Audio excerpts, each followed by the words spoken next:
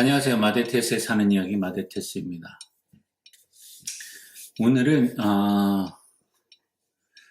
아이를 어떻게 소개할 것인가에 대해서 얘기 좀 해보려고 합니다. 지난번 영상에서 제가 그 자폐와 연애에 대해서 얘기했고요. 혹시 여러분들 보셨는지 모르겠지만 그 Love on Spectrum 이라는 TV쇼가 다큐멘터리 리얼리티 쇼가 넷플릭스에 있습니다. 이제 시즌 2가 나왔고요. 물론 자폐를 갖고 계신 분들은 다 봤을 거라고 생각합니다. 그래서 그걸 보면서 제가 그 고민하고 느꼈던 게 obviously 거기에 나온 출연자들의 모습은 autistic이었습니다. 이분은 high functioning이에요, 다들. 어떤 친구는 운전도 했고요. 시즌 1에서는. 그리고 어떤 친구는 그 잡도 있었고요. 또 어떤 친구는 시즌 1에 나온 친구가 마음에 들어서 시즌 2에 자발적으로 그 제작진에 연락을 해서 나온 친구도 있었습니다. 어티스틱 친구들이 자기 스스로를 어떻게 소개하는 거는 괜찮죠. 본인이니까. 본인의 아이덴티티니까. 그러면 부모로서 우리 아이들을 다른 사람한테 소개할 때 어떻게 소개하는 게 나을까라는 생각을 잠시 했습니다. 그에다가 찾아보던 중에 여러분도 찾아보시면 좋을 것 같아요. Autistic vs. Autism. 그 several article이 first page, 구글 first page에 나옵니다. 그 Autism Advocacy Network이라는 그 단체 써놓은 글도 있고요. 그 다음에 parents.com, 그 다음에 그 호주에서 써놓은 아티클도 좀 있고요. 여러 개의 아티클들이 뜨더라고요. 그래서 저도 저희 아이가 그 밖에 나가서 이상행동, 그러니까 이상행동이라는 게 일반인들이 봤을 때 이해가 가지 이해를 할 수 없는 행동을 할 때 우리 아이는 어티스틱이다 라고 저도 얘기합니다. 이게 옳은 건지 아니면 My son has autism. 다른 말로 얘기하면 제 아이는 자폐증이 있습니다와 제 아이는 자폐 아이입니다 라고 했을 때 받아들여지는 입장에서의 차이점은 무엇인가? 그 사운드가 어떻게 받아들여지고 느껴질까? 그러니까 고민이 됐어요. 그래서 아리크를 찾아보다가 parents.com에 있는 글을 좀 나누고자 합니다. 이게 조금 더 저한테는 맥센스가 되는 것 같고요. 그리고 혹시 여러분들한테도 도움이 될까 생각해서 이 영상을 찍습니다. 여기서 말하는 건 단순합니다. 첫 번째, autism입니다. My son has autism. My son on the spectrum or my son with autism. 이라는 거는 뭐냐면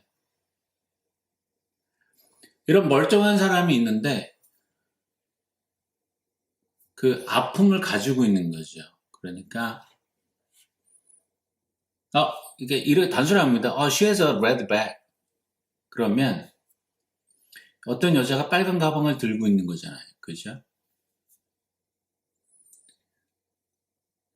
근데 그것처럼 그 아이는 그 증세, 아픔을 갖고 가는 거죠. 다른 말로 얘기하면 disease, 그 병을 갖고 있는 것 같은 거죠. 이거는 고칠 수 있거나 고쳐지거나 고쳐질 수 있는. 그래서 이 아이의 그 존재감 자체를 건들지 않고 이 아이가 갖고 있는 증세를 얘기해 주는 거라고 생각이 되어집니다. 제가 지금 이 페런츠에 나온 글을 좀 쉽게 설명드리기 위해서 좀 내용을 좀 모디파이 하고 있어요. 그러한 내용은 거의 틀리지 않다는 사실을 기억해 주셨으면 좋겠습니다. 그러니까 단순히 얘기해서 이 사람은 이 아픔을 갖고 있는 거야. 자폐라는 병을 갖고 있는 거야. 이거는 고쳐질 가능성이 있어. 라는 어떤 그러니까 아이의 아이로서 인간으로서의 것을 건들지 않고 아이가 갖고 있는 병을 설명할 수 있을 때 autism이라고 해서 with autism or on the spectrum 뭐 이렇게 얘기한다고 합니다. 그쵸, sounds like 그런 것 같아요. 우리 아이는 자폐증이 있습니다. 그런 느낌이 들죠. 그러니까 자폐증이라고 하면 뭐 우리 요즘에는 이제 자폐 스펙트럼이라서 내용이 많이 바뀌긴 했지만 그래도 이 아이는 병을 갖고 있는 거야. Neurodevelopmental Disease를 갖고 있는 거야. 뇌신경 발달 장애병, 병을 갖고 있는 거라고 뭐 이렇게 한국말 쉽게 얘기하자면 그런 것 같습니다. 만약에 그런데 이 병이 고쳐지지 않는다면 그래서 이 아이가 갖고 있는 그러니까 제가 어릴 때 저희 곧 초등학교 때 그 저희 반에 중학교 때도 있었던 것 같고요. 그 소아마비 친구들이 있었어요. 그때 너무 어렵고 한국이 또 그런 거에 대한 그 아이들에 대한 교육이 너무 없었기 때문에 참 애들이 많이 놀렸던 것 같아요. 소아마비 친구라고 놀리던 친구들이 종종 있었던 것 같아요. 지금 생각해 보니까 우리는 그 아이를 어떤 휴먼 빙이라고 그 어린 나이 봤던 것보다 그냥 소아마비를 가진 친구 이렇게 불렀던 것 같아요. 이름도 있고 했지만 뭐 이름 부르는 애들도 있었고 이렇게 그냥 그 아이의 병세를 얘기하는 수도 있었고요. 그건 아이덴티티죠. 그냥 우리 아이가 어티스틱, 제 아이는 어티스틱입니다라고 얘기해버리면 이 애는 그냥 자폐 자체인 거예요. 자폐 아이입니다가 되는 거죠. 그러니까 뭐 딱히 틀리다고 할 수도 없는데요. 우리는 그냥 이 애를 그러니까 한국말로 얘기하면 이 애를 확인 사살 뭐 이렇게 확정 지어버리는 거죠. 얘는 자폐 아이. 그래서 sounds like 이런 거예요. 개선의 여지가 없을 수 있는.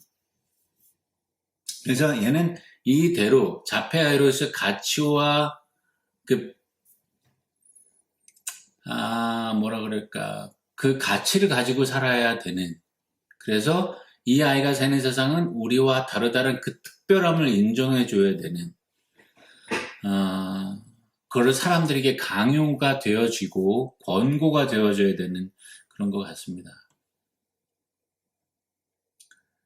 아까 그 with autism이라고 했을 때는 이게 컨디션이 되죠. 그 조건은 바뀔 수 있는 거잖아요. 좋은 조건이 될 수도 있고 나쁜 조건이 될 수도 있고 변할 수도 있고 안 변할 수도 있고 근데 방금 말씀드린 대로 안 변하면 이게 이 아이의 아이덴티티로 바뀌어지는 거죠.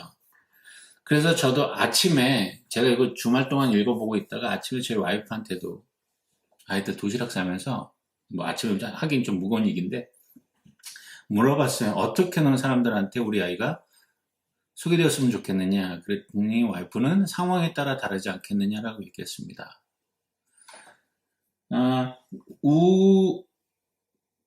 글쎄요. 이게 어떤 상황에 따라서 맞춰질지 모르겠는데 사람들한테 이해를 간구하려고 할 때 제가 말씀드린 것처럼 우리 아이의 이상행동 그리고 남들이 언더스탠드 하지 못하는 랭귀지를 저는 외교라고 하거든요.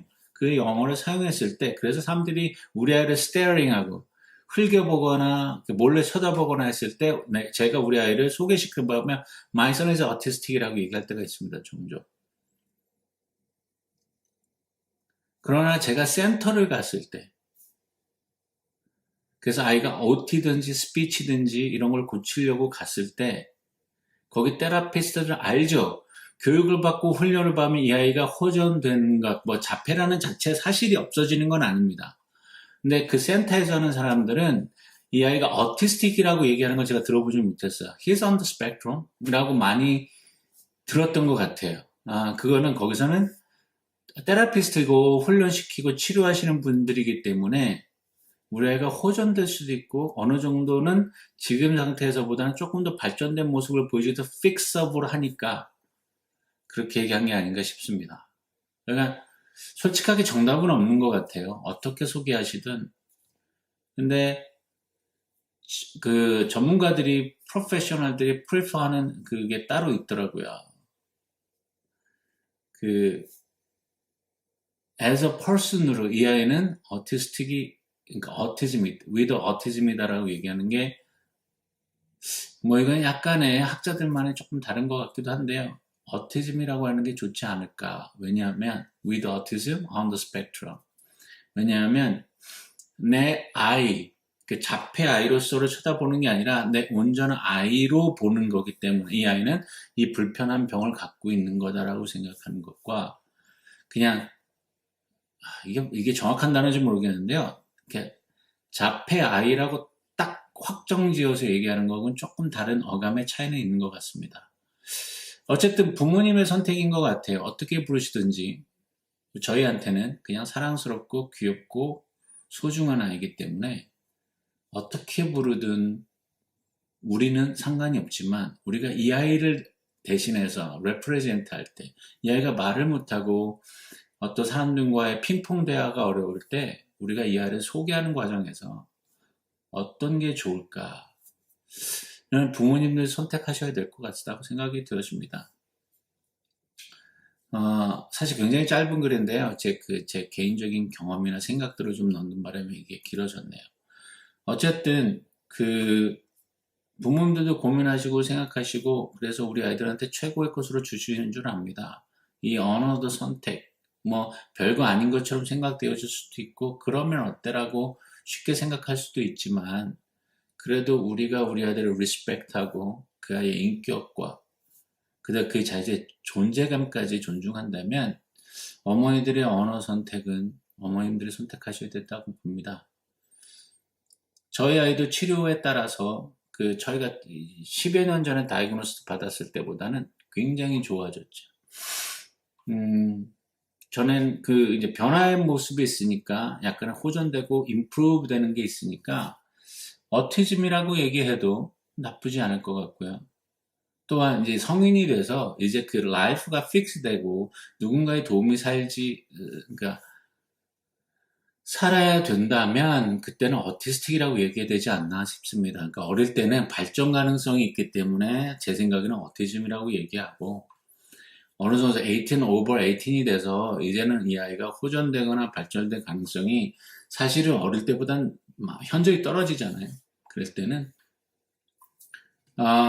he is autistic 라고 얘기해도 그닥 다르지 않을까. 나이와 상황, 시츄에이션에 따라서 어머님들 혹은 이 영상을 보시는 부모님들께서 선택하시면 된다고 생각합니다.